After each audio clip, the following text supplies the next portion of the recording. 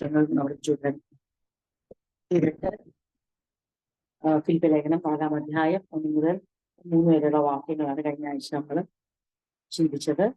ദൈവസന്നിധിയിൽ നമ്മൾ ചിന്തിച്ച ദൈവവചനങ്ങളൊക്കെ നമ്മൾ കേൾക്കുക, അത് സംഗ്രഹിപ്പാനും ദൈവഹിത പ്രകാരം മുന്നോട്ട് പോകാനും കർത്താവ് ദൈവദിന പഠനങ്ങൾ മുഖാന്തരം നമ്മളെ സഹായിക്കുമാറാകട്ടെ.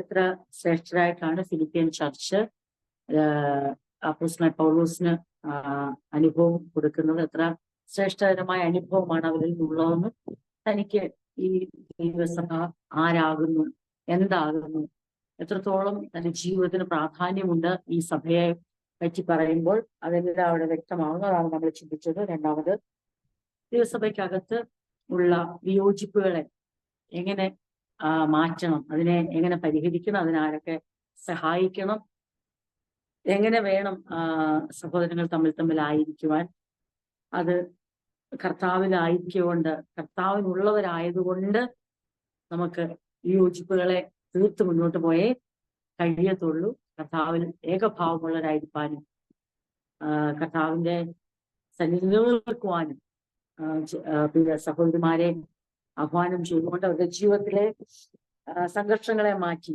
അത് ഏത് ശാഠ്യത്താലോ ദുരഭിമാനത്താലോ എന്തു തന്നെയായാലും ഉളവായ യോജിപ്പുകൾ അത് പാടെ മാറ്റിക്കൊണ്ട് ക്രിസ്തുവിന്റെ ഏകഭാവമുള്ളവരായിരിക്കാൻ യുവതിയോടും സിന്ധുക്കളോടും പ്രബോധിപ്പിക്കുന്ന ഭാഗവും കൂടെ വായിച്ച് ചിന്തിച്ചാണ് നമ്മൾ നിർത്തിയത്. അപ്പോസ്തലൻ പൗലോസ് ഫിലിപ്പിയൻ ചർച്ചിലെ ഓരോ പ്രാവശ്യവും ബലപ്പെടുത്തുമ്പോൾ പറയുന്ന വാക്കാണ് 4:4, കർത്താവിൽ എപ്പോഴും സന്തോഷിപ്പീൻ എന്ന് ഞാൻ പിന്നെയും പറയുന്നു. ഇത് നമ്മള് ഇതിനു മുമ്പും അപ്പോസ്തലൻ ഇത് തന്നെ പറഞ്ഞിട്ടുണ്ട്. നമ്മള് ചിന്തിച്ചാണ് കർത്താവിൽ സന്തോഷിപ്പീൻ എന്ന് 2:18 നിങ്ങൾ എല്ലാവരും കൂടെ സന്തോഷിക്കുക, അങ്ങനെ നിങ്ങളും സന്തോഷിപ്പീൻ, എന്നോടുകൂടെ സന്തോഷിപ്പീൻ. 3:1 ഒടുവിൽ എന്റെ സഹോദരന്മാരെ കർത്താവിൽ സന്തോഷിപ്പീൻ. അങ്ങനെ പല ആവർത്തി അപ്പോസ്തലൻ കർത്താവിൽ സന്തോഷിപ്പാൻ, അങ്ങനെ പിന്നെയും നിങ്ങൾക്ക് എഴുതുന്നതിൽ എനിക്ക് മടുപ്പില്ല, എനിക്ക് മുഷിപ്പില്ല എന്ന് പറഞ്ഞ ഭാഗങ്ങൾ നമ്മൾ ഇതിനു മുമ്പ് ചിന്തിച്ചതാണ്. വീണ്ടും അപ്പോസ്തലൻ പൗലോസ് ക്രിസ്തുവിലുള്ള സന്തോഷത്തെ ഇവർക്ക് പങ്കുവെക്കുവാനായിട്ട് തുടങ്ങുകയാണ്. കർത്താവിൽ എപ്പോഴും സന്തോഷിപ്പിൻ എന്ന് ഞാൻ പിന്നെയും പറയുന്നു.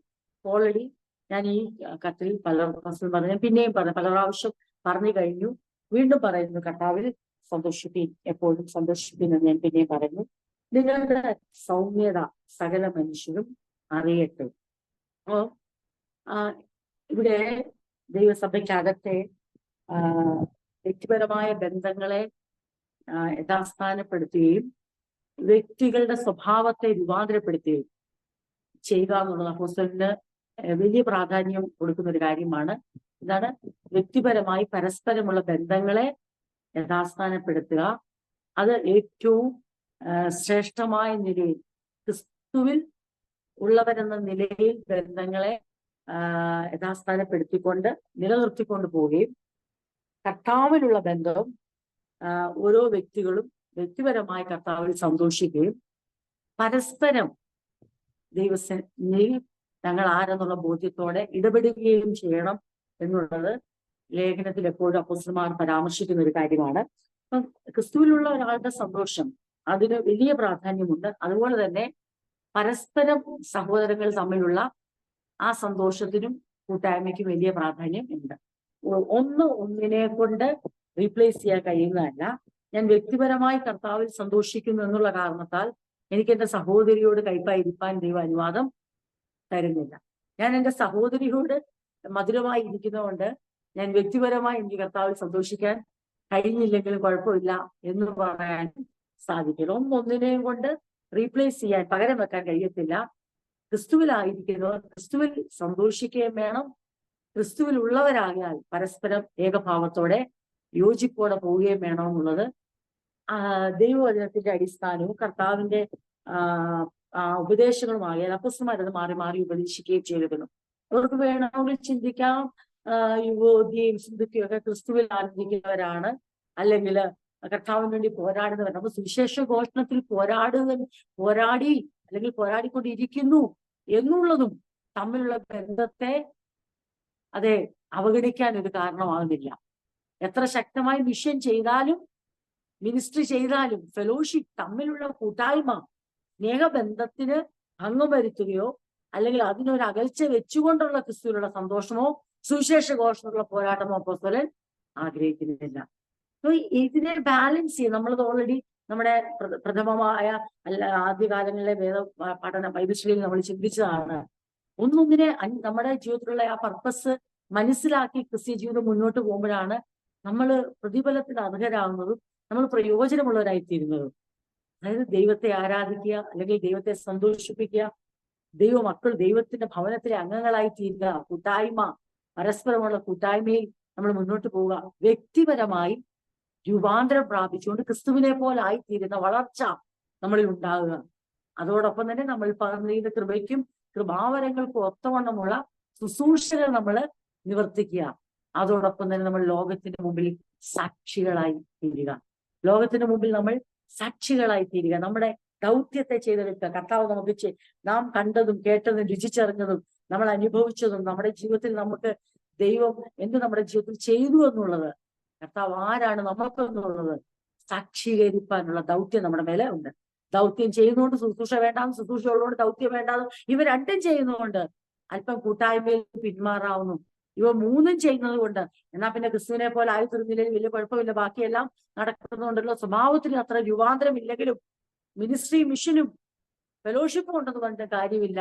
കാരണം ഇവയ്ക്കെല്ലാം അതിൻ്റെതായ പ്രാധാന്യമുണ്ട്. എന്നാൽ ഇവയെല്ലാം ചെയ്തിട്ടും എല്ലാരെക്കാൾ അധികം പൂർണ്ണ ഹൃദയത്തോടെ, പൂർണ്ണാത്മാവോടെ, പൂർണ്ണ ശക്തിയോടെ ദൈവത്തെ സ്നേഹിക്കാൻ കഴിയുന്നില്ലെങ്കിൽ താഴെ പറയുന്ന എല്ലാം വ്യർത്ഥമായി തീരും.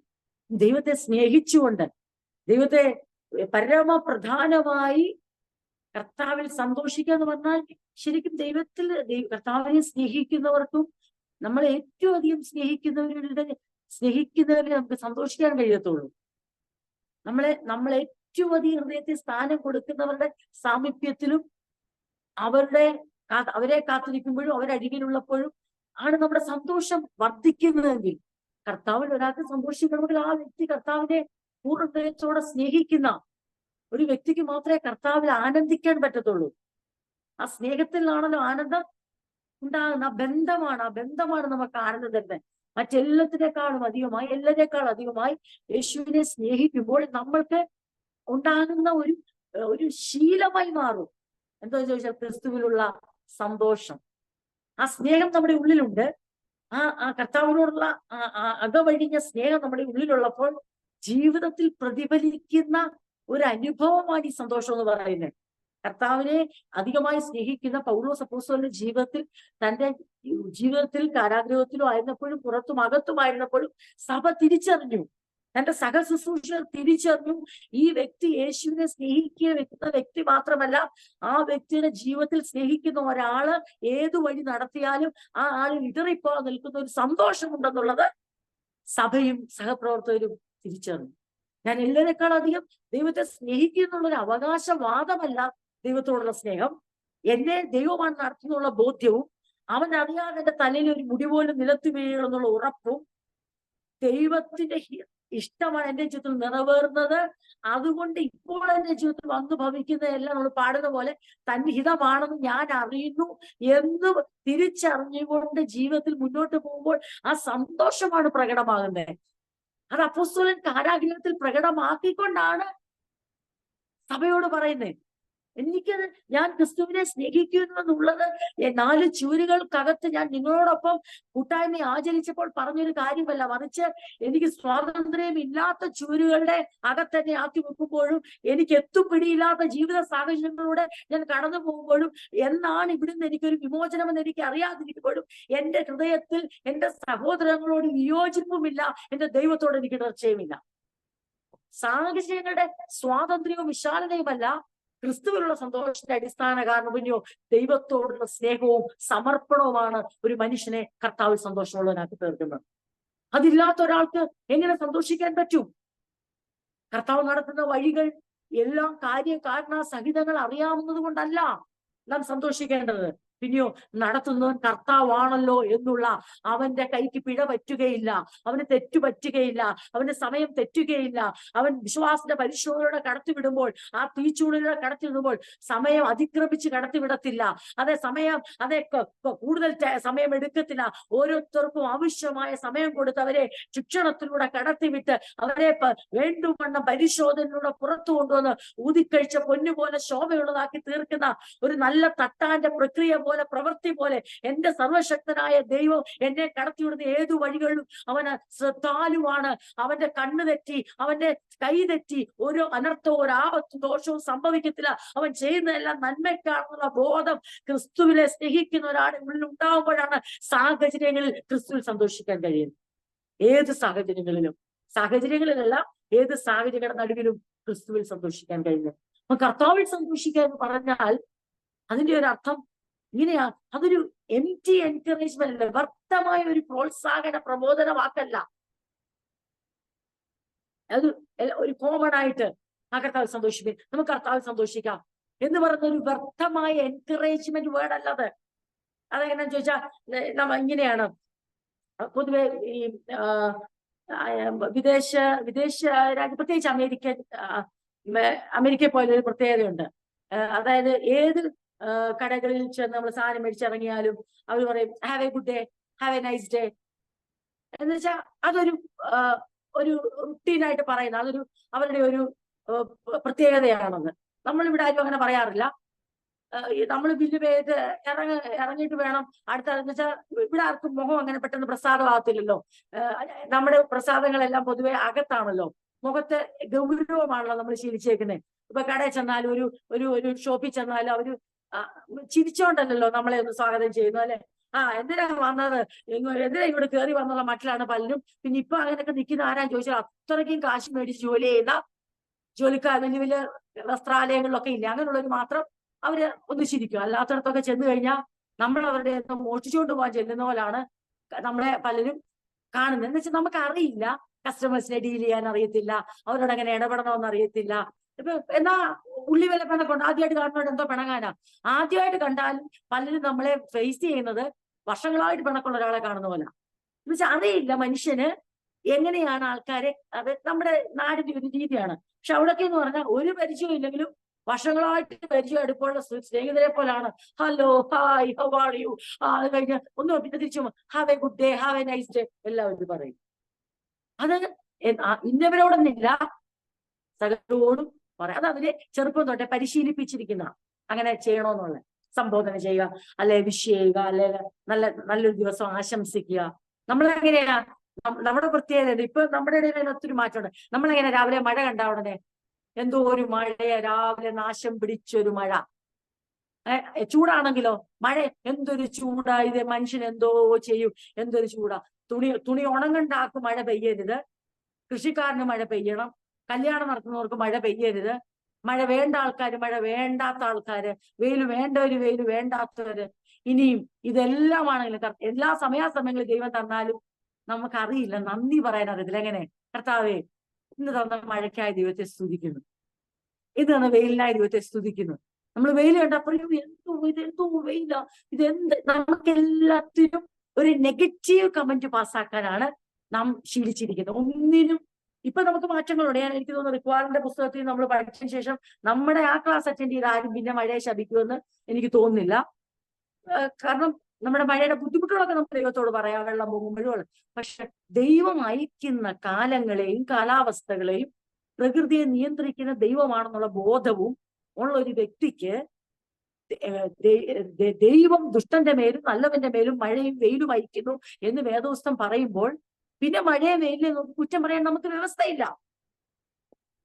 നമ്മുടെ അസൗകര്യങ്ങൾ നോക്കിയല്ല നാം കാലാവസ്ഥയെ വിലയിരുത്തണ്ടേ, സാഹചര്യങ്ങളെ വിലയിരുത്തണ്ടേ. നമ്മുടെ പോക്കും വരവ് യാത്രയെ നോക്കിയല്ല നാം പ്രകൃതിയെ ഇതിന്റെ പിന്നിൽ പൂർണ്ണ നിയന്ത്രണം ഏറ്റെടുത്തിരിക്കുന്ന ഒരു സർവശക്തനായ ദൈവമുണ്ട്. അവിടെ സൗകര്യമോ അസൗകര്യമോ അല്ല വലുത്, പിന്നെയോ ഇവയെ നിയന്ത്രിക്കുന്ന പരമാധികാരിയായ ദൈവത്തിന്റെ തിരുസാന്നിധ്യമാണ് അവിടെ വലുത്. ആ തിരുസാന്നിധ്യത്തെ ഓർത്തെടുത്തുകൊണ്ട് നന്ദി കരയറ്റുക എന്നുള്ളത് ദൈവം നമ്മളിൽ നിന്ന് ആഗ്രഹിക്കുന്ന ഒരു കാര്യമാണ്. എന്നും രാവിലെ ഉണരുമ്പോൾ എന്താണ് കുറ്റം, പ്രകൃതിയിൽ എന്താണ് കുറ്റം, എന്താണ് ഇന്നത്തെ അസൗകര്യം എന്നാണ് പെട്ടെന്ന് നമ്മൾ പരതുന്നത്.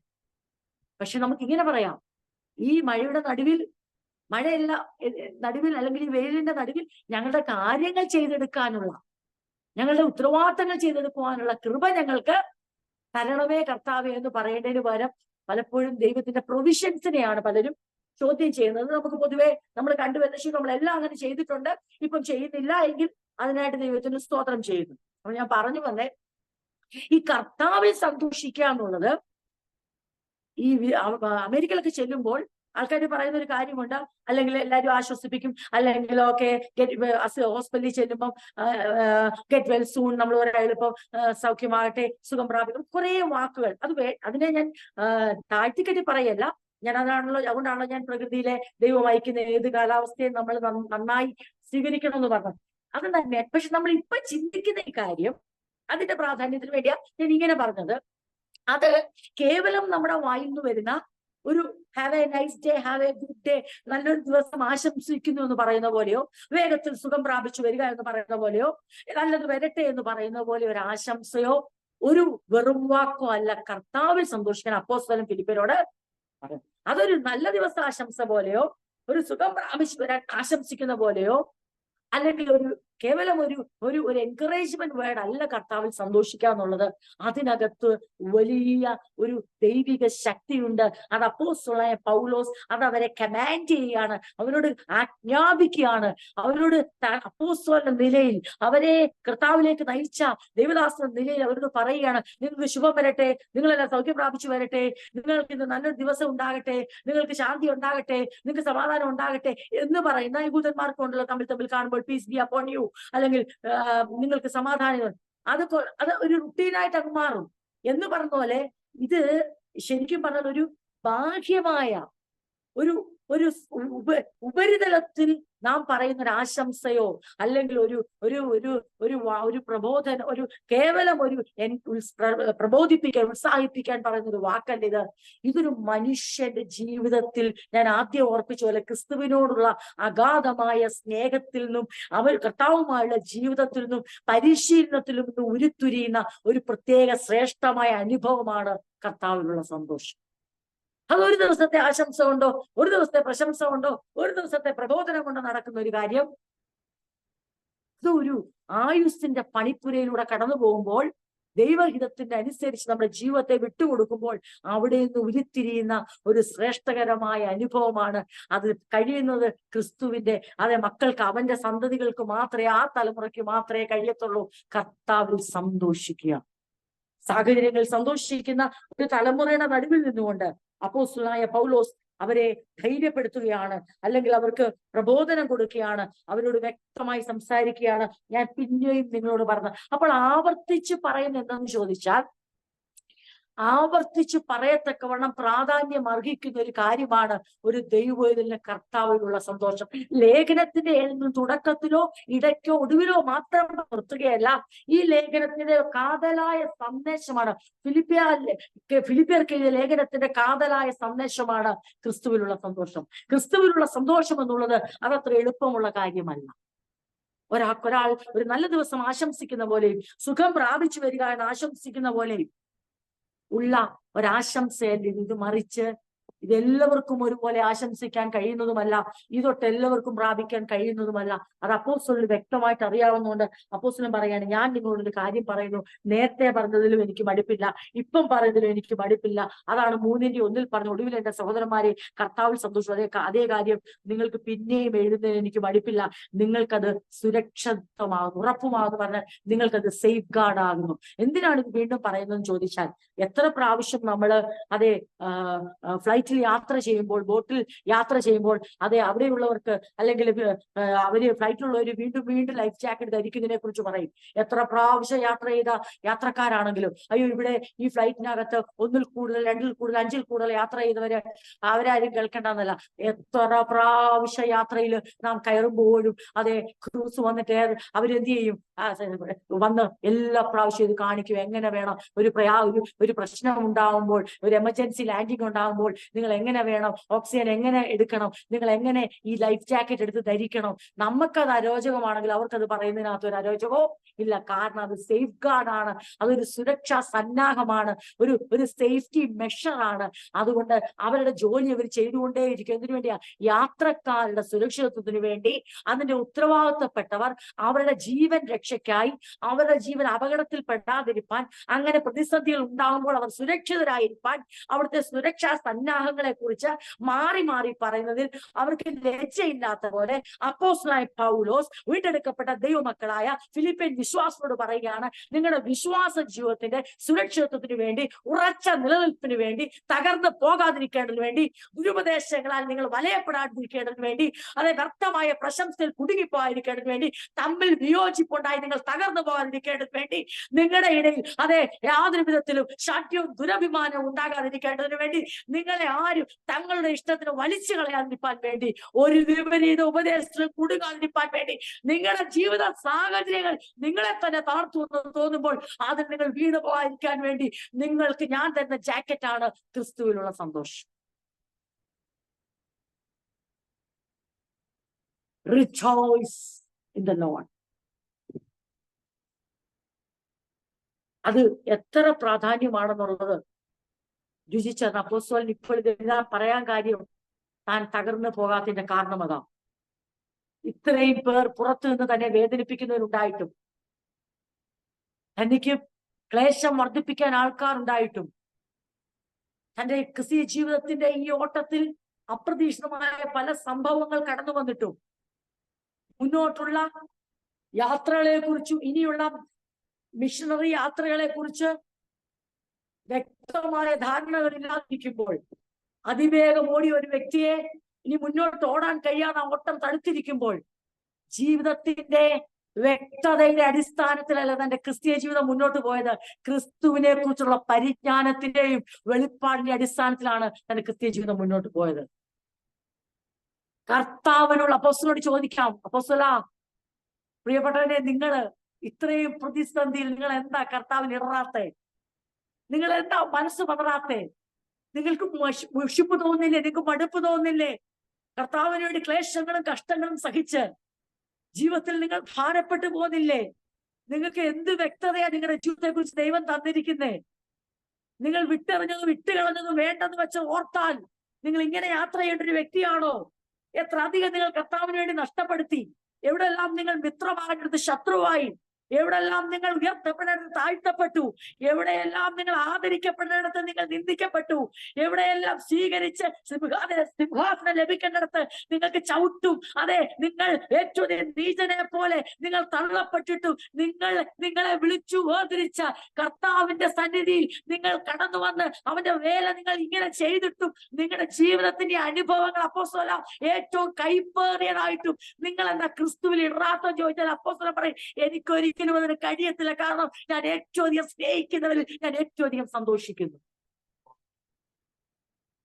എനിക്ക് ആനന്ദമുണ്ട്, എനിക്ക് ദുഃഖമില്ലെന്ന് മാത്രമല്ല. എന്നുവെച്ചാൽ സാഹചര്യങ്ങളിൽ ഉണ്ടാകുന്ന മാനസിക സംഘർഷങ്ങൾ കാണും, പക്ഷെ അതെന്നെ ദുഃഖത്തിലേക്കല്ല കൊണ്ടുപോകുന്നേ. അപ്പോഴും ക്രിസ്തുവിലുള്ള സന്തോഷം എന്റെ എല്ലാ ദുഃഖങ്ങളെയും അതെ പൂർണ്ണമായി നീക്കത്തക്ക വിധത്തിൽ ക്രിസ്തുവിലുള്ള സന്തോഷം അതിനെ മൂടിക്കളയുക. വേറെ സാഹചര്യങ്ങളുടെ സന്തോഷത്തെ മൂടിക്കളയാൻ മറ്റൊരു സാഹചര്യം മതി. സാഹചര്യങ്ങൾ നിമിത്തം ഉണ്ടാകുന്ന സന്തോഷത്തെ മൂടിക്കളയാൻ മറ്റൊരു സാഹചര്യം ഉണ്ടായാൽ മതി. സന്തോഷ സാഹചര്യത്തിന്റെ ആ സന്തോഷം മാറാൻ ദുഃഖത്തിന്റെ ഒരു സാഹചര്യം വന്നാൽ മതി, അതതിനെ മൂടിക്കളയും. പക്ഷെ ക്രിസ്തുവിനുള്ള സന്തോഷത്തെ മൂടിക്കളയാൻ ഒരു ദുഃഖ സാഹചര്യങ്ങൾക്കും ജീവിതത്തിന്റെ ഒരു വെല്ലുവിളികൾക്കും ഏത് പ്രതിസന്ധികൾക്കും അത് കഴിയത്തില്ല. കാരണം അത്ര മാത്രം സകലത്തിന്റെ മുകളിൽ വാഴുന്നതാണ് കർത്താവിനുള്ള സന്തോഷവും കർത്താവ് തരുന്ന സമാധാനവും. അതനുഭവിച്ച അപ്പോസ്തലൻ പറയുകയാണ്, കർത്താവിലെ പോലും സന്തോഷിപ്പിൻ എന്ന് ഞാൻ പിന്നെയും പറയുന്നു. ഇത് ദൈവമക്കൾ ഓർത്തോണം. നമുക്ക് എന്താ ഇത് നമ്മുടെ സുരക്ഷാ കവചമാണ്. ആർക്കും നമ്മളെ തോൽപ്പിക്കാൻ പറ്റാത്ത, ആർക്കും നമ്മളെ ഒരു പരീക്ഷ എഴുതിയാൽ ഒരിക്കലും തോക്കത്തില്ല എന്ന് ഉറപ്പുള്ള ഒരു സ്റ്റുഡന്റിന്റെ ധൈര്യം എന്താ ഓർത്തോണം. ഏത് എക്സാം എനിക്ക് കിട്ടും, ഞാൻ തോക്കത്തില്ല, എല്ലാ എക്സാമിനും ഞാൻ ജയിക്കുമെന്ന് ഉണ്ടാകുന്ന ഒരു പരീക്ഷ എഴുതുന്ന ഒരു വിദ്യാർത്ഥിയുടെ അല്ലെങ്കിൽ പരീക്ഷ എഴുതുന്ന ഒരു വ്യക്തിയുടെ മനസ്സിൽ കോൺഫിഡൻസ് ഉണ്ടെങ്കിൽ എങ്ങനെ ഇരിക്കും? നമ്മുടെ കോൺഫിഡൻസ് എന്താണെന്നറിയാമോ? പരീക്ഷ എത്ര കഠിനമാണോ ഇല്ലയോ നമുക്കറിയത്തില്ല. പക്ഷെ കൂടെയുള്ളവന്റെ മഹത്വം അറിയാവുന്നതുകൊണ്ട്, കരുതൽ അറിയാവുന്നതുകൊണ്ട്, അവനിലുള്ള സന്തോഷം നമ്മുടെ ഉള്ളത്തിൽ നിറയുന്നതുകൊണ്ട് നമുക്ക് നന്നായിട്ട് അറിയാം, ഞാൻ ഒരിക്കലും ദൈവം നടത്തുന്ന പരീക്ഷകളിലൂടെ ഞാൻ കടന്നു പോകുമ്പോൾ, ജീവിതത്തിൽ ഏതെങ്കിലും പ്രലോഭനങ്ങളിലൂടെ ദൈവം കടത്തിവിട്ടാൽ, വ്യത്യസ്തമായ സാഹചര്യങ്ങൾ കടന്നു വന്നാൽ, പരിശോധനകൾ കടന്നു വന്നാൽ ഞാനിവിടെ പരാജയപ്പെട്ടു പോകത്തില്ല. കാരണം എന്റെ സന്തോഷം ഇന്നലകളിലെ ഇന്നത്തെ എന്റെ സാഹചര്യമോ നാളെ ഉണ്ടാകാൻ പോകുന്ന സാഹചര്യങ്ങളോ സ്വപ്നം കണ്ടിട്ടല്ല, പിന്നെയോ എന്റെ വീണ്ടെടുത്ത കർത്താവിനെ ഞാൻ സ്നേഹിക്കുകയും ആ സ്നേഹം എന്നെ അവന് സന്തോഷിപ്പാൻ പ്രേരിതനാക്കുന്നു. ആ സന്തോഷം എന്നിൽ വസിക്കുന്നിടത്തോളം കാലം അതെനിക്ക് ഒരു ലൈഫ് ജാക്കറ്റ് ആണ് ഈ ലോകത്തിന്റെ പ്രതിസന്ധിയുടെ നേരം. അങ്ങനെ തെളിയിച്ച മനുഷ്യനാണ് ഈ സംസാരിക്കുന്നത്. ഇത് പറയാണ്, നിങ്ങളുടെ സൗമ്യത സകല മനുഷ്യ ഞാൻ പറഞ്ഞു വന്നത്. അപ്പൊ ഒരിക്കലും ഇത് ഒരു കേവലം ആശംസയോ, ഒരു ഹായ് ബൈ പോലെയോ, ഒരു ഗെറ്റ് വെൽ സൂൺ പോലെയോ, ഹാവ് എ നൈസ് ഡേ പോലെയോ അതൊക്കെ വേണം. ഞാൻ അതിനെ താഴ്ത്തിക്കിട്ടില്ല പറഞ്ഞേ. എത്രത്തോളം നമുക്ക് മറ്റുള്ളവരോട് നല്ല രീതിയിൽ ഇടപെടാമോ അത്രത്തോളം ഇടപെടണം. നമുക്ക് എത്രത്തോളം കാര്യങ്ങളെ നല്ല രീതിയിൽ വിലയിരുത്താമോ ഇടപെടണം. ഒരാളെ കാണുമ്പോൾ എത്രത്തോളം മുഖം അവരുടെ മുമ്പിൽ നമുക്ക് വിടർത്താമോ, ചിരിക്കാമോ, മറ്റുള്ളവരോട് സംസാരിക്കുമ്പോൾ എനിക്ക് അകത്തെല്ലാവരോടും ഭയങ്കര സ്നേഹമാ, പക്ഷെ എനിക്ക് പ്രകടിപ്പിക്കാൻ അറിയത്തില്ലെന്നുള്ള ലുപ്തത നമുക്ക് ഉണ്ടാകല്ലേ, അങ്ങനത്തെ പിശുക്കുണ്ടാകല്ലേ. ആയുസ് വേഗത്തിൽ തീർന്നു, ഒന്നുമില്ല, ഏതുമില്ല. ഒരായുസ് മുഴുവനും ചിരിക്കാതെ, സന്തോഷിക്കാതെ, മറ്റുള്ളവരെ നല്ല രീതിയിൽ സ്വാഗതം ചെയ്യാതെ, കാണുമ്പോൾ മറ്റുള്ളവരോട് ചിരിച്ച് സംസാരിക്കാതെ, അത് എല്ലാവരുടെ സൗഹൃദമായി ഇടപെടാതെ ഒരായുസ് തീർന്നു പോയിട്ട് പിന്നെ ചിന്തിച്ചിട്ട് കാര്യമില്ല. അതുകൊണ്ട് ഏറ്റവും അധികം സന്തോഷത്തോടെ പെരുമാറുവാൻ, സൗഹൃദത്തോടെ പെരുമാറുവാൻ, നല്ല നല്ല ആശംസകൾ പങ്കുവെക്കുവാൻ, നല്ല നല്ല വന്ദനങ്ങൾ പങ്കുവെക്കുവാൻ എല്ലാ കർത്താവും നമ്മളെ സഹായിക്കട്ടെ. എന്നാൽ അതിന്റെയൊക്കെ മീതെയാണ് ഈ എൻകറേജ്മെന്റ്, കർത്താവിൽ സന്തോഷിപ്പിക്കുന്നുള്ളത് ഒരു കൽപ്പനയാണ്, ഒരു ആജ്ഞയാണ്. അത് ശ്രേഷ്ഠമായ അനുഭവത്തിനുള്ള ആഹ്വാനമാണ്. അതൊരിക്കലും നിഷ്ക്രിയമായി ഇരിക്കുന്നവരിൽ ഉണ്ടാകുന്ന ഒരു അനുഭവമല്ല. അതൊരു സ്വാഭാവികമായ പ്രതികരണവുമല്ല. Rejoicing is not merely a passive spontaneous reaction. അങ്ങനെ അത് ഉണ്ടായിക്കോളും, അത് ഏതെങ്കിലും ഒരു ദിവസം ഉളവായി വന്നോളും എന്ന് പറഞ്ഞ് കേവലം നിഷ്ക്രിയമായി,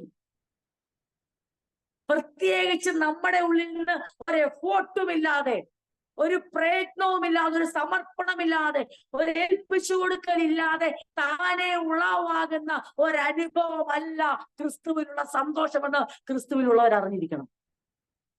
പിന്നെന്താ?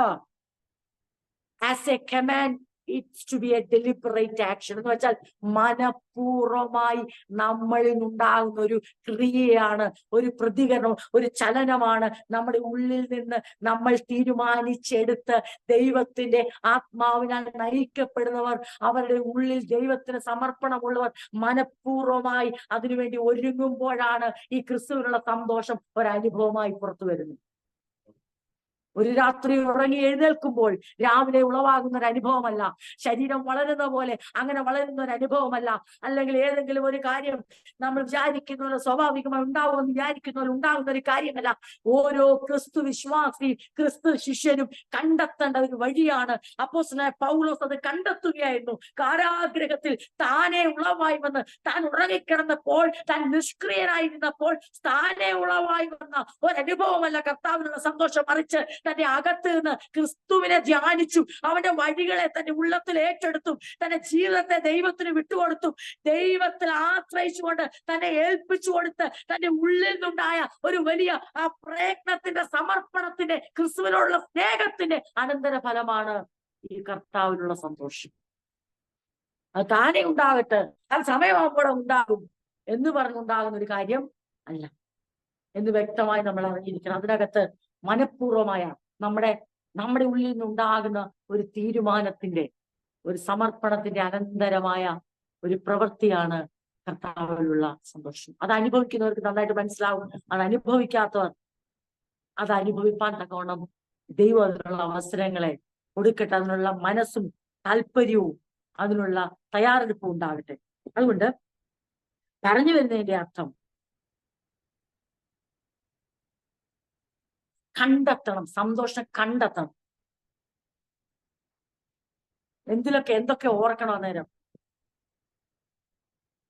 സന്തോഷം കണ്ടെത്തണം. നമ്മളെ തേടി വരുമല്ല, തേടി എന്തു വന്നു? കർത്താവിന്റെ സ്നേഹം കടന്നു വന്നു. കർത്താവിനുള്ള സന്തോഷം, കർത്താവിന്റെ സ്നേഹം അനുഭവിച്ചവർ കണ്ടെത്തണം. അവരതിനെ ഹൃദയത്തിൽ ധ്യാനിക്കണം. ചില കാര്യങ്ങൾ എന്നിട്ട് ധ്യാനിക്കണം. ദൈവം അവരെ സ്നേഹിച്ച സ്നേഹം, കർത്താവ് അവർക്ക് വേണ്ടി പകരമായി തീർന്ന സ്നേഹം, കർത്താവ് അതെല്ലാം ചെയ്തു. മനഃപൂർവ്വമായി യേശു ചെയ്തു. തന്നെത്താൻ പിതാവ് തള്ളിവിടുവല്ലായിരുന്നു. ഞാൻ പോകാം, നീ ഇച്ഛിക്കുന്ന ഒരു യാഗത്തിനായി,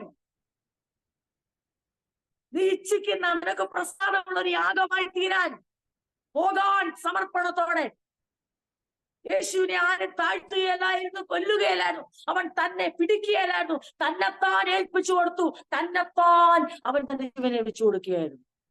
it was a deliberate action. സാഹചര്യങ്ങളുടെ സമ്മർദ്ദം കൊണ്ട് യേശു കൊല്ലപ്പെട്ടതല്ല. സാഹചര്യങ്ങളുടെ സമ്മർദ്ദം കൊണ്ട് യേശു കടന്നു വന്നതല്ല. അത് മനഃപൂർവമായി, നമുക്ക് വേണ്ടി മനഃപൂർവമായി സ്നേഹത്തിന്റെ അടിസ്ഥാനത്തിൽ അത് ചെയ്തെങ്കിൽ, ആ സ്നേഹം പ്രാപിച്ച ഓരോ ദൈവത്തിലും മനഃപൂർവമായി എടുക്കുന്ന തീരുമാനമാണ്, എന്നെ ഇത്രയധികം സ്നേഹിച്ച് എന്റെ പാപങ്ങൾക്ക് വേണ്ടി തന്റെ ജീവനെ എനിക്ക് വേണ്ടി മരിച്ച എന്റെ പേര് ജീവന്റെ പുസ്തകത്തിൽ എനിക്ക് പൗരത്വമുള്ള സ്ഥലത്ത് അത് എന്നെ എത്തിപ്പാൻ എന്റെ പേര് ജീവന്റെ പുസ്തകത്തിൽ എഴുതിയ തന്റെ ആത്മാവിനെ അച്ചാരമായി എനിക്ക് നൽകിയ, നിത്യജീവനെ എനിക്ക് നൽകിയ എന്റെ ദൈവത്തിൽ ഞാൻ സന്തോഷിക്കുമെന്നുള്ളത് ഈ സ്നേഹം പ്രാപിച്ചവരുടെ മനഃപൂർവമായ തീരുമാനമാണ്. അതിന് നമ്മളെ സഹായിക്കുന്ന പരിശുദ്ധാത്മാവാണ്, അതിന് സംശയമില്ല. ഇങ്ങനെയാണ് ക്രിസ്തുവിൽ സന്തോഷിക്കാൻ പറ്റത്തുള്ളൂ. കർത്താവ് എന്തെങ്കിലും ചെയ്യുന്ന കാര്യം ഓർത്ത് സന്തോഷിക്കാൻ, ഇതൊന്നും ഓർക്കാൻ സന്തോഷിക്കാൻ പറ്റും. ആ സന്തോഷമാണ് ഇന്ന് കൂടുതലും ക്രിസ്ത്യ ലോകത്ത് കാണുന്നത്. മിക്കവരുടെ അടുത്ത് നോക്കൂ, ഈ സന്തോഷത്തിന്റെ കാരണം ചോദിച്ചാൽ അവർ ഇത്ര ദിവസം ഉപസിച്ചു, അപ്പൊ ഈ പ്രാർത്ഥന ദൈവം കേട്ടു, അവർ ഇത്രയും പ്രയാസത്തോടെ കടന്നു ദൈവം അവർക്ക് വിശാലത വരുത്തി. ഈ സന്തോഷത്തിന്റെ എല്ലാം കാരണം ഭൗതികമായ വിഷയങ്ങളോട് ബന്ധപ്പെട്ട അടുത്ത ഭൗതിക ഞെരുക്കം വരുമ്പോൾ അവർക്ക് സന്തോഷവും അപ്രതീക്ഷിതമാവും. പക്ഷേ ക്രിസ്തുവിലുള്ള സന്തോഷം ഭൗതിക വിഷയങ്ങളോട് ബന്ധപ്പെട്ടല്ല. അതിന് നമ്മൾ നന്ദി പറയും. തീർച്ചയായിട്ടും അവൻ ചെയ്യുന്ന ഓരോ ഉപകാരങ്ങൾക്കും നമ്മൾ നന്ദിയുള്ള, നമുക്ക് സന്തോഷമുണ്ട്. പക്ഷെ അടിസ്ഥാനപരമായ മാറ്റമില്ലാത്ത സന്തോഷം എന്ന് ചോദിച്ചാൽ നാം കണ്ടെത്തുക. വെറുതെ ഞാൻ കണ്ടെത്തണ്ട, അവൻ ചെയ്ത് ഓർത്തെടുത്താൽ മതി. അവൻ നമുക്ക് വേണ്ടി ചെയ്തത് ഓർത്താൽ അവൻ നമ്മുടെ അവസ്ഥയ്ക്ക് മാറ്റം വരുത്തുന്ന അവിടെ കിടക്കട്ടെ, വരുത്താൻ പോകുന്നതിനെ കുറിച്ച് അവിടെ കിടക്കട്ടെ. പക്ഷെ അവൻ നമുക്ക് ഓൾറെഡി വരുത്തിയിരിക്കുന്ന മാറ്റം, ബാക്കി വരുത്താൻ പോകുന്നതെല്ലാം നമ്മൾ ഈ ഭൗതികമായി ബന്ധപ്പെട്ട. പക്ഷെ ജീവിതത്തിൽ അവൻ നമ്മുടെ സ്ഥാനം മാറ്റി, നമ്മുടെ പേര് മാറ്റി, നമ്മുടെ ജീവിതം മാറ്റി, പൗരത്വം മാറ്റി, നമ്മുടെ പാപം നീക്കി, നമ്മുടെ അവസ്ഥകൾക്കെല്ലാം മാറ്റം വരുത്തി, പാപിയെ ദൈവബൈതലാക്കി തീർത്തു. അതെ, നരകത്തിലേക്ക് തള്ളപ്പെടുന്നതിനെ സ്വർഗത്തിന്റെ പൗരത്വമുള്ളതാക്കി തീർത്തു. നിത്യനാശത്തിന് വിധിക്കപ്പെടുന്നതിനെ നിത്യജീവന്റെ അവകാശിയാക്കി തീർത്തു. അങ്ങനെ നമുക്ക് വരുത്തിയ മാറ്റങ്ങളെ നമുക്ക് വേണ്ടി അവൻ മനഃപൂർവ്വമായി ചെയ്തതിനെ നാം ഇന്ന് രാത്രി മനഃപൂർവ്വമായി ഓർത്തെടുക്കുമ്പോൾ എന്ത് സംഭവിക്കുന്ന അറിയാമോ? ആ സ്നേഹം വലിയ സന്തോഷമായി, വലിയ ജോയായി, റിജോയ്സിംഗ് ആയി മാറും. അത് എപ്പോഴൊക്കെ കർത്താവിലുള്ള സന്തോഷം പോന്നോ അപ്പോഴൊക്കെ ഓർത്തോണം. നമ്മൾ എന്തിനെ മറന്നെന്നറിയാമോ? കർത്താവിന്റെ സ്നേഹത്തെ നാം മറന്നു തുടങ്ങി. നമുക്കത് ഓർക്കുവാൻ, മനഃപൂർവ്വമായി ഓർത്തെടുക്കാൻ നമ്മൾ ആഗ്രഹിക്കുന്നില്ല. ദൈവം ഇനി എന്തെങ്കിലും പുതുതായി ചെയ്യട്ടെ, ഞാൻ സന്തോഷിക്കാമെന്നുള്ള ഒരവസ്ഥയിലേക്ക് നമ്മൾ ഉയർത്തപ്പെട്ടെന്നല്ല, തരം താഴ്ത്തപ്പെട്ടു.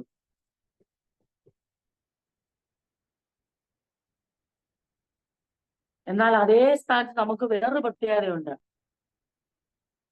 ഇത് മറക്കുന്നവർക്ക്, ആയ മനുഷ്യർക്ക്, നമ്മളോട് ആരെങ്കിലും ചെറിയൊരു തെറ്റോ വാക്കോ പിഴവായി ചെയ്തിട്ടുണ്ടെങ്കിൽ ഒരാൾ ഓർപ്പിക്കട്ടെ. നമുക്ക് വ്യക്തമായ ഓർമ്മയുണ്ട് എപ്പോഴൊക്കെയാണ് അവർ നമ്മളോട് ദോഷമായി പെരുമാറിയെന്ന്.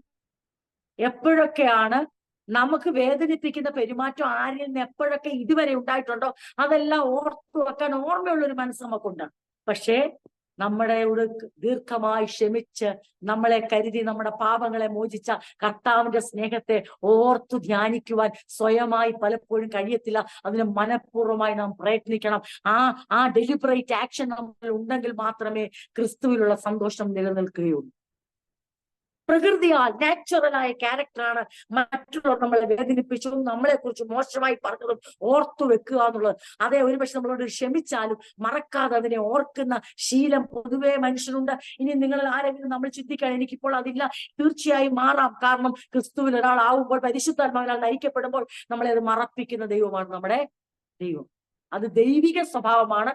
നമ്മളിൽ ആരെങ്കിലും ആ മാറ്റം വന്നിട്ടുണ്ടെങ്കിൽ അതിന്റെ അർത്ഥം എന്താണെന്നറിയോ? നമ്മളിൽ ദൈവിക സ്വഭാവം പ്രതിഫലിക്കുന്നുണ്ടു എന്നുള്ളതാണ്. എന്നാൽ കർത്താവ് ചെയ്ത കാര്യങ്ങളെ ഓർത്തെടുക്കുക എന്നുള്ളത് വളരെ ഉത്തരവാദിത്തപ്പെട്ട കാര്യമാണ്. ക്രിസ്തുവിലുള്ള സഭ ചോദിക്കും, ഇല്ലെങ്കിലോ? ഇല്ലെങ്കിൽ എന്താ സംഭവിക്കുന്നത്? നമ്മുടെ സുരക്ഷാ കവചമായ കർത്താവിലുള്ള സന്തോഷം നമുക്ക് ധരിക്കാൻ പറ്റത്തില്ല, നമുക്കതിനെ മുമ്പിൽ വെക്കാൻ കഴിയില്ല. കർത്താവിലുള്ള സന്തോഷം നഷ്ടപ്പെട്ടാൽ ബന്ധം എളുപ്പം ഇളകാനുള്ള സാധ്യത. ഒരാളിലുള്ള സന്തോഷം ശ്രദ്ധിച്ചോണമല്ലോ, നമുക്കറിയാമല്ലോ, ഒരാളുകളുടെ സന്തോഷം നഷ്ടപ്പെടുമ്പോഴാണ് സ്നേഹത്തെ നമ്മൾ ചോദ്യം ചെയ്യുന്നത്. ക്രമേണ എന്ത് ചെയ്യും? സ്നേഹം കുറയും. വ്യക്തിപരമായ സന്തോഷങ്ങൾ കുറയുമ്പോൾ അത് സ്നേഹത്തെ ബാധിക്കും. സ്നേഹം കുറയുമ്പോൾ ബന്ധത്തെ. അതുകൊണ്ട് അപ്പോസ്തലൻ പറയാ, എനിക്കൊരു മടുപ്പില്ല നിങ്ങളോട് പറയുന്നതിൽ, നിങ്ങൾ ക്രിസ്തുവിൽ സന്തോഷിക്കണം. കാരണം അത് നിങ്ങൾക്ക് ഈ ഭൂമിയിൽ ഒരു ക്രിസ്തു ഭക്തന് ലഭിക്കാവുന്ന ഏറ്റവും വലിയ ലൈഫ് ജാക്കറ്റ്, ഏറ്റവും വലിയ ക്രിസ്തീയ ജീവിതത്തിന്റെ ഉറപ്പ്, ഒരിക്കലും വീഴത്തില്ലെന്നതിന്റെ ഉറപ്പ്, ആർക്കും നിങ്ങളുടെ ഏകാഗ്രതയെ തെറ്റിച്ചു കളയാൻ കഴിയത്തില്ലെന്നതിന്റെ ഉറപ്പ്, ആർക്കും നിങ്ങളെ കവർന്നെടുക്കാൻ, വഞ്ചിച്ചെടുക്കാൻ കഴിയത്തില്ല. ഒരു ലോകത്തിന്റെ മോഹങ്ങളും മോഹന വാഗ്ദാനങ്ങളും നിങ്ങളെ വശീകരിക്കത്തില്ലെന്നുള്ളതിന്റെ വലിയൊരു ഉറപ്പാണ്. എത്ര പ്രശ്നങ്ങൾ ആടി ഉലഞ്ഞാലും നിങ്ങൾ തകരത്തില്ല. ക്രിസ്തുവിനുള്ള സന്തോഷമാകുന്ന ഈ ലൈഫ് ജാക്കറ്റ് നിങ്ങൾ അണിയുന്നിടത്തോളം അതില്ലാതാക്കാനാണ് എളുപ്പം പിശാച് ശ്രമിക്കുന്നത്. നീ കർത്താവ് ദൈവപുത്രനാണെങ്കിൽ, നീ ഒരു ദൈവപുത്രനാണെങ്കിൽ നീ ഇങ്ങനെ നടക്കേണ്ട കാര്യം ഉണ്ടോ? അപ്പോസ്തലൻ ഇതൊന്നും അനുഭവിച്ചില്ലെന്നാണ് നമ്മൾ വിചാരിക്കുന്നത്. നീ കർത്താവിന്റെ ദാസനും ഇത്ര വലിയൊരു മിഷണറിയാണ്, നീ ഇവിടെ കിടക്കേണ്ട ആള് ആണോ? നീ രോഗം വഹിച്ചുകൊണ്ട് നടക്കണോ? 3 വട്ടം പ്രാർത്ഥിച്ചല്ലേ ദൈവത്തോട്, ദൈവം നിന്റെ സൗഖ്യമല്ല തന്നെ, കൃപ മതി, കൃപ മതി, കൃപ മതി, ശക്തി മതി എന്ന് പറഞ്ഞിട്ട് നീ അതിന് ആമേൻ പറഞ്ഞ് നടക്കുവാണോ?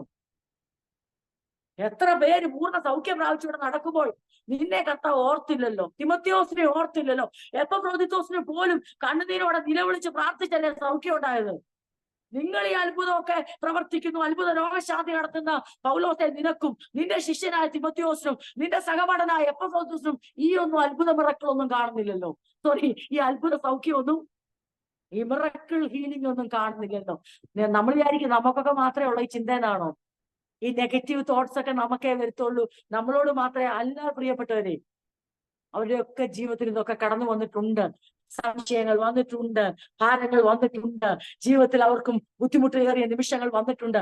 പക്ഷേ എന്താണെന്നറിയോ? അവരെ കവർന്നെടുക്കാൻ പറ്റാഞ്ഞേ അവരെന്ത് ധരിച്ചിരുന്നറിയാമോ? ക്രിസ്തുവിലുള്ള സ്നേഹത്തിന്റെ ആഴത്തിൽ ഉളവായ കർത്താവിലുള്ള സന്തോഷത്തിന്റെ ജാക്കറ്റ്, സുരക്ഷാ കവചം, ജീവനെ രക്ഷിക്കുന്നതെന്ന് വെച്ചാൽ ഈ ഭൂമിയിലെ പ്രതിസന്ധികളും വെല്ലുവിളികളും പിശാചിന്റെ പ്രലോഭനങ്ങളിലും ബന്ധത്തെ അടർത്തിക്കളയാൻ പര്യാപ്തമായ എല്ലാ പ്രലോഭന അവസ്ഥകളിൽ നിന്നും അവരെ രക്ഷിക്കത്തക്കവണ്ണം സ്നേഹത്തിന്റെ ആഴത്തിൽ നിന്ന് ഉരുത്തിരിഞ്ഞ ആ സ്നേഹത്തിന്റെ ആഴത്തിൽ നിന്ന് അവരുടെ ബന്ധത്തിൽ അവർ മനഃപൂർവ്വമായി ഓർത്തെടുത്ത് അവർ ആനന്ദം കണ്ടെത്തിയ ക്രിസ്തുവിലുള്ള ആനന്ദമാകുന്ന ആ കവചം ധരിച്ചിരുന്നുകൊണ്ട് അവരെ തൊടാൻ കഴിഞ്ഞില്ല. ഒരു ഇല്ലായ്മയും കാണിച്ച് അവരെ ഭയപ്പെടുത്താൻ. തിമോത്തിയോസിന് മാത്രം എന്താ ഇതുവരെ ഒരു സൗഖ്യമില്ലാത്ത? നിങ്ങൾക്കറിയാമല്ലോ, തിമോത്തിയോസ് അവരുടെ ജീവകാലത്ത് വളരെ ബലഹീനനായിരുന്നു, ഉദര സംബന്ധമായ രോഗത്താൽ ഭാരപ്പെട്ടിരുന്ന ഒരു ചെറുപ്പക്കാരനായിരുന്നു. എന്റെ ഗുരുവായ അപ്പോസ്തലനായ പൗലോസ് എന്തോ ഒരു മിറക്കിൾ വർക്കറായിരുന്നു അല്ലേ? അവരൊക്കെ ജീവിതത്തിൽ നോർത്തെ ആ ഭാരം ഉണ്ടാവുമ്പോൾ അവർക്കൊരു എത്തുപിടി കിട്ടുമോ? ഇതിനൊക്കെ ഒരു ഉത്തരവുണ്ടോ അവർക്ക്?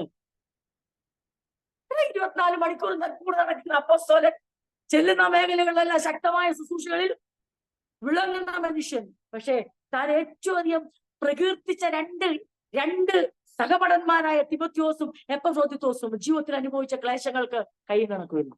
പക്ഷെ എന്താ ഇവർ തളർന്നു പോവാഞ്ഞേ?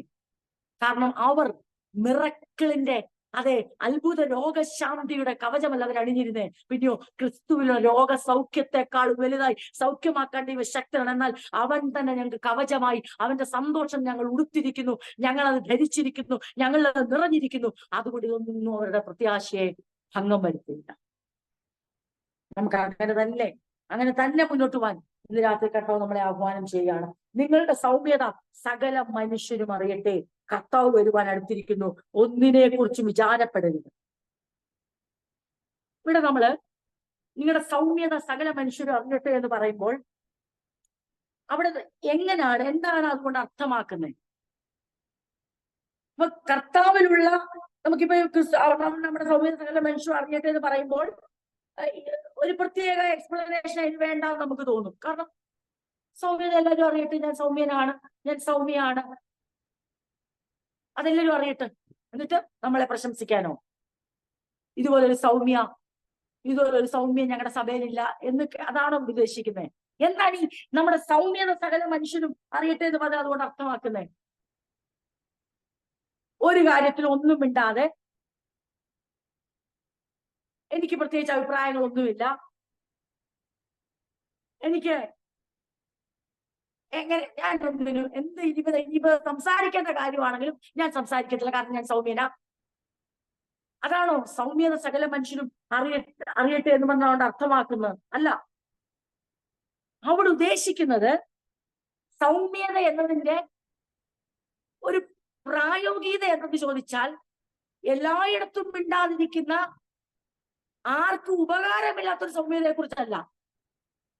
മൗനമായി, ശാന്തമായി, വോളിയം കുറച്ച് എന്തെങ്കിലും ചോദിച്ചാൽ എന്തുകൊണ്ട് വിശേഷം, സുഖമായി, വോളിയം കുറച്ച് പറയുന്നത് ഒരു സൗമ്യതയുടെ ഭാഗമായിട്ടാണല്ലോ നമ്മൾ പൊതുവെ കാണുന്നത്. വോളിയം ഉള്ളവർക്കൊന്നും സൗമ്യത ഇല്ലെന്ന് നിങ്ങൾ തെറ്റിദ്ധരിക്കില്ല കേട്ടോ.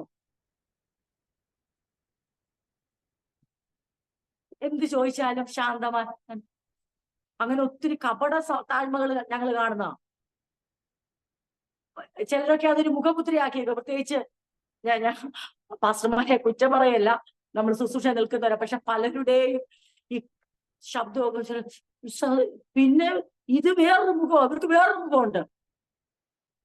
അപ്പൊ എന്ത് സൗമ്യതയെ കുറിച്ച് ഇവിടെ പറയണേ? ശാന്തമായ വാക്കുകൾ വളരെ താഴ്ത്തി എന്ന് വെച്ചാൽ, അപ്പൊ നിങ്ങൾ ഇനി പറയോ വാക്ക് താഴ്ത്തി പോകുന്നവർക്ക് സൗമ്യതയില്ലെന്ന് ഞാൻ പറഞ്ഞില്ല കേട്ടോ, തെറ്റിദ്ധരിക്കല്ലേ, ഞാൻ അങ്ങനെ പറഞ്ഞില്ല. ഞാൻ പറഞ്ഞത് വോളിയം കുറച്ച് പറഞ്ഞവർക്ക് മാത്രമേ സൗമ്യത ഉള്ളത് പറഞ്ഞേ. ഇവിടെ ഉദ്ദേശിക്കുന്നത് നമ്മുടെ വോളിയം കുറയ്ക്കുന്ന കൂട്ടുന്നതല്ല, അത് പിന്നെ സാഹചര്യം അനുസരിച്ച് അത് കുറയ്ക്കുകയും കൂട്ടുകയും വേണം, അത് പരിജ്ഞാനത്തോടെ ചെയ്യണം. പക്ഷെ ഇവിടെ എന്ത് കണ്ടാലും ഞാൻ ഒന്നിനുമില്ല, ഞാൻ സൗമ്യനാ, ഞാൻ സൗമ്യ, എന്നിട്ട് എല്ലാവരും അറിയട്ടെ എന്നെ പോലെ സൗമ്യൻ വേറെ ഇതല്ല. ഇതിന്റെ പ്രായോഗിക തലമെന്ന് ചോദിച്ചാൽ ഇത്രയേ ഉള്ളൂ: നിങ്ങളുടെ ആർദ്രതയോടു കൂടിയ പെരുമാറ്റം സകലരും അറിയട്ടെ എന്ന് വെച്ചാൽ അതിനെ പറയാനുള്ള കാരണം എന്താ വെച്ചാൽ ഇങ്ങനെ ഒരു വാക്ക് എഴുതിയിട്ടുണ്ട്: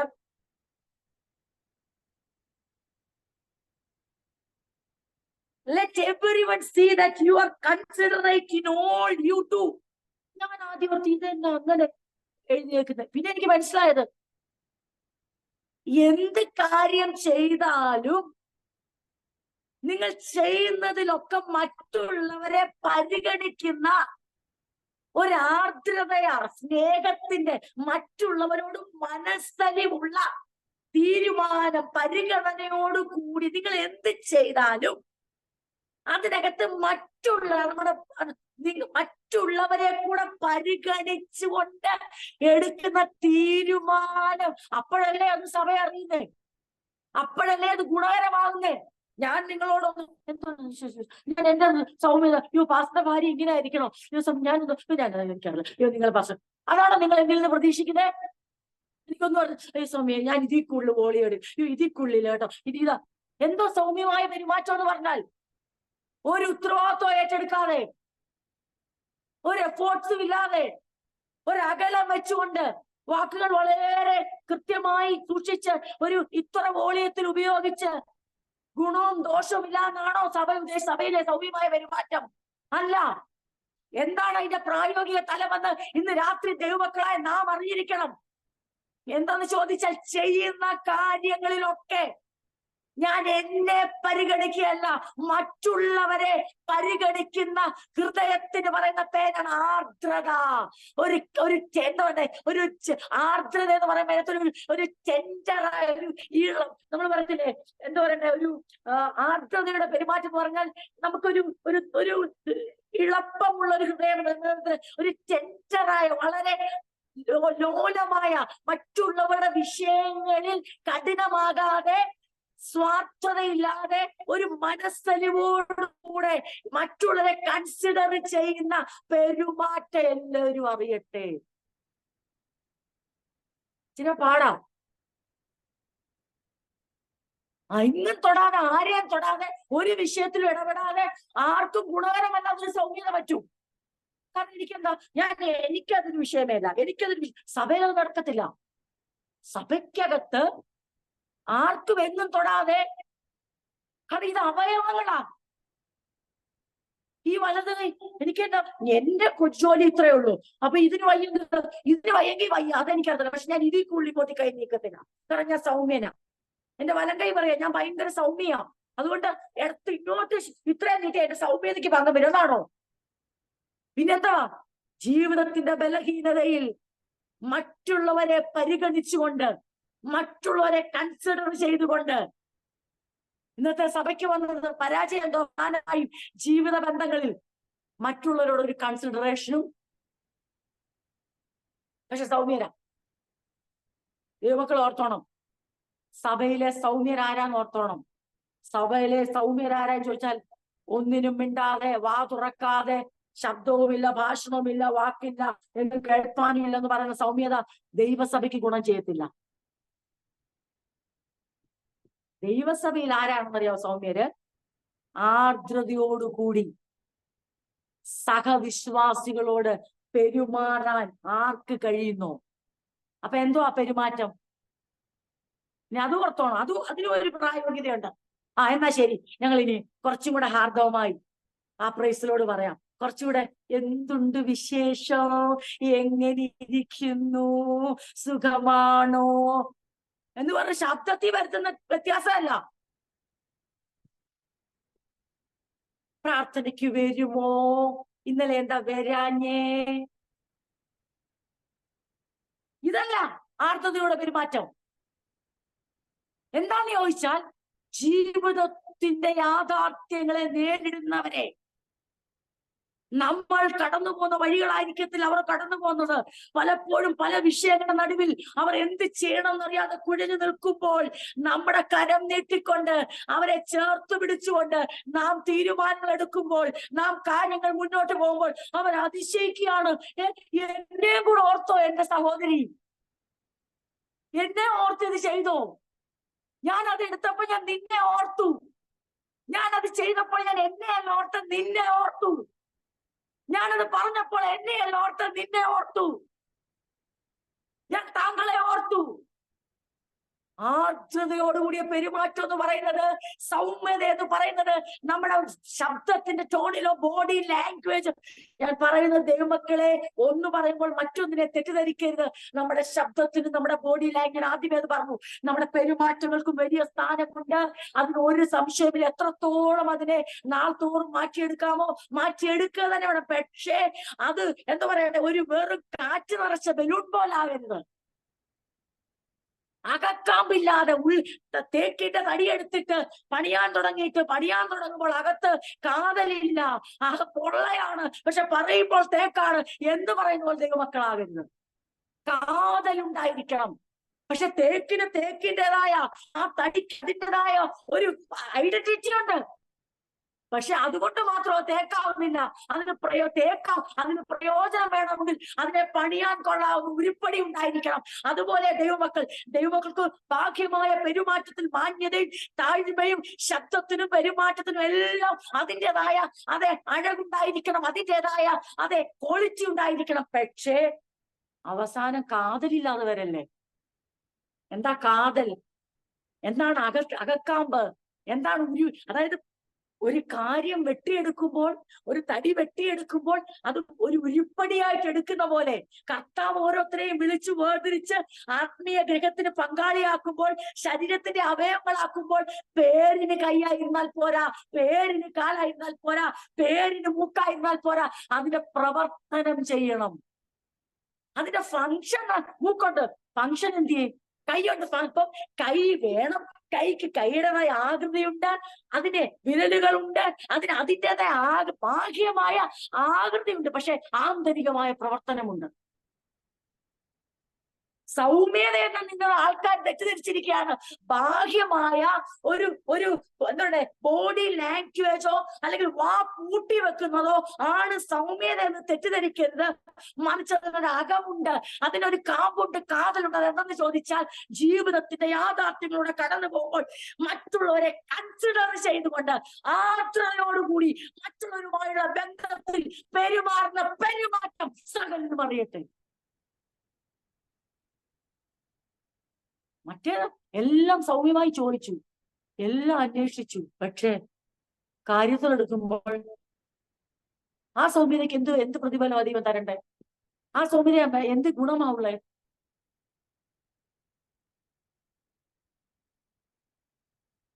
കർത്താവിൽ എപ്പോഴും ആനന്ദിക്കുക വീണ്ടും പറയുന്നു. നിങ്ങളുടെ ആർദ്രതയോട് കൂടിയ പെരുമാറ്റം ഞാൻ ആദ്യം ഇതൊക്കെ വായിക്കുമ്പോൾ നമ്മുടെ സൗമ്യത എല്ലാവരും അറിയണം, എനിക്കത് മനസ്സിലായിട്ടില്ലായിരുന്നു. ഇപ്പൊ ഈ നിമിഷം ദിവസത്തിലോട്ട് എന്ത് കർത്താവ് ഇതെങ്ങനെ സൗമ്യത എല്ലാവരും പറഞ്ഞിട്ട്, അപ്പൊ എന്തോ ഞങ്ങൾക്ക് കിട്ടാൻ പോലെ ഞങ്ങൾ സൗമ്യരാന്ന് എല്ലാവരും പറയുമ്പോൾ കിട്ടുന്ന സൗമ്യത എല്ലാവരും അറിയട്ടെ. എന്തോ സൗമ്യത എല്ലാവരും അറിയട്ടെ എന്ന് മനസ്സിലായല്ലോ. ഇതിനകത്ത് മറ്റുള്ളവർക്കുണ്ടാകുന്ന ഗുണത്തെ കുറിച്ചാ ആ വാക്ക്. നിങ്ങളുടെ ആർദ്രതയോടുകൂടിയ പെരുമാറ്റം, മറ്റുള്ളവരുമായുള്ള ബന്ധത്തിൽ നിങ്ങൾ പെരുമാറുന്ന ആ ബന്ധം അവരുടനെ നാം പറയുകയല്ല കേട്ടോ. ആ പെരുമാറ്റത്തിൽ നിന്ന് നമ്മുടെ കൂടെയുള്ളവർക്ക്, സഹവിശ്വാസികൾക്ക് മനസ്സിലാകുകയാണ്, ഈ വ്യക്തി ജീവിതത്തിൽ എന്നെ കൂടെ കൺസിഡർ ചെയ്യുന്ന ഒരാളാ. എന്റെ ഈ സഹോദരിയുടെ ഹൃദയത്തിൽ എനിക്കൊരു സ്ഥാനമുണ്ട്. ഞാൻ എങ്ങനെ ഇത് മനസ്സിലാക്കിയെന്നറിയാമോ? ജീവിതത്തിൽ ഒരു വിഷയം വന്നപ്പോൾ എനിക്ക് മനസ്സിലായി, എന്റെ കൂടെ ഇരുന്ന് പ്രാർത്ഥിക്കുന്ന, ദൈവത്തെ സ്തുതിക്കുന്ന, എന്നോട് പ്രൈസ് ലോർഡ് പറയുന്ന, എന്നോട് എന്തുണ്ട് വിശേഷം എന്ന് ചോദിച്ച എന്റെ സഹോദരി, എന്റെ സഹോദരൻ ആർദ്രതയുള്ളവനാന്ന് എനിക്ക് മനസ്സിലായ അവസരം വന്നപ്പോ, ഇതാണ് മറ്റുള്ളവർ അറിയേണ്ട സൗമ്യത. മറ്റുള്ളവർ അറിയേണ്ട, നമ്മൾ കേട്ടണം.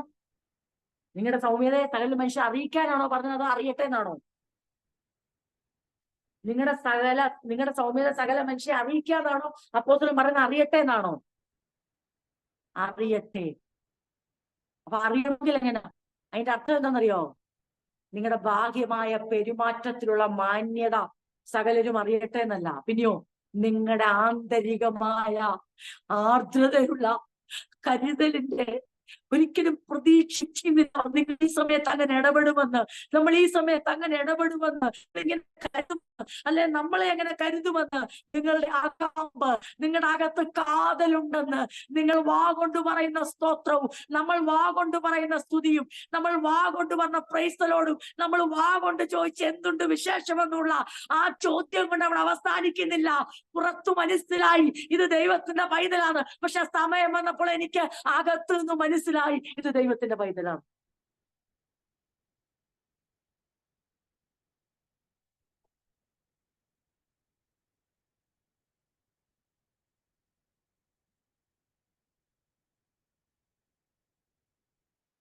കർത്താവ് വരുവാൻ അടുത്തിരിക്കുന്നു.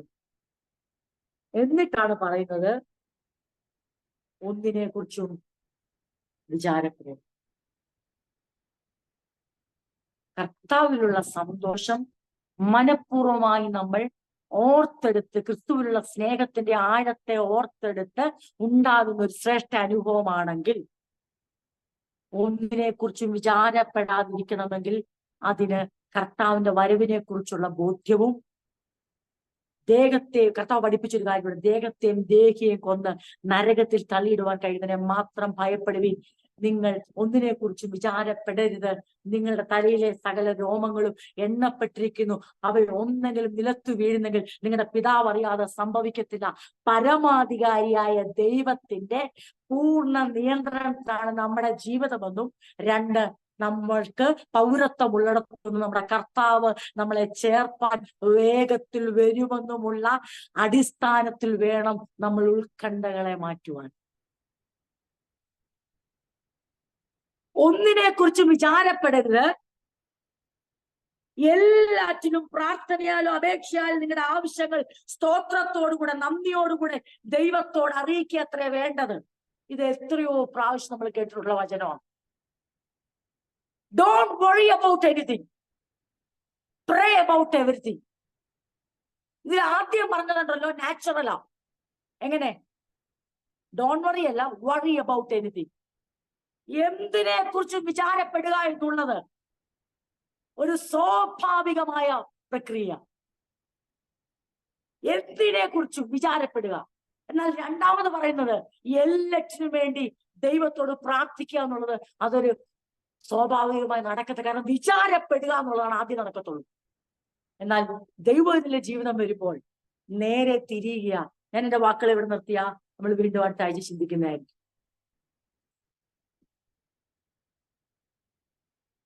സ്വാഭാവികമായി